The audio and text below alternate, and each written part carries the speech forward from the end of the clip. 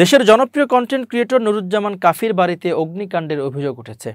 গত মঙ্গলবার রাতে সামাজিক যোগাযোগ মাধ্যমে এক স্ট্যাটাসে তিনি এই অভিযোগ করেন।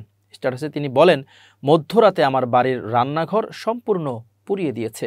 কোন দেশের জন্য, কাদের জন্য কথা বলেছিলাম, যুদ্ধ করেছিলাম এবং করছি, নিরাপত্তা পাইনি। এর প্রতিবাদে পটুয়াখালী জেলার কলাপাড়ায় এক প্রতিবাদী সমাবেশের ডাক দিয়েছেন এই কন্টেন্ট ক্রিয়েটর। বুধবার বেলা 11টায় এই সমাবেশের ডাক দেন তিনি। আগুন দেওয়ার ঘটনা নিয়ে কাফি লিখেছেন, আমি এই দায়িত্বহীন সরকারকে বিগ মেসেজ দেব। মেসেজ সম্পূর্ণভাবে মানবেন, নতুবা আমি নিজেই বিকল্প হব, আমিই বিপ্লবী সরকার হব।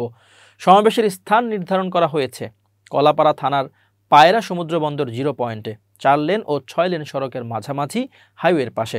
Kalapara fire service station officer Mohammad Ilias Hossain বলেন, রাত 2:15টার দিকে আমাদের মোবাইলে কল আসে নুরুজ্জামান কাফির বাসায় আগুন লেগেছে।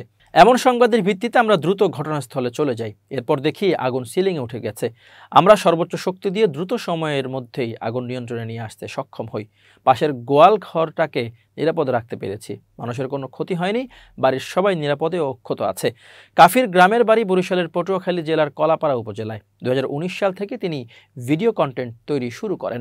বরিশালের আঞ্চলিক ভাষায় নির্মিত তার ভিডিওগুলোতে হাস্যরসের মাধ্যমে সমাজের বিভিন্ন অসঙ্গতি, দুর্নীতি ও অনিয়মের প্রতিবাদ তুলে ধরা হয়।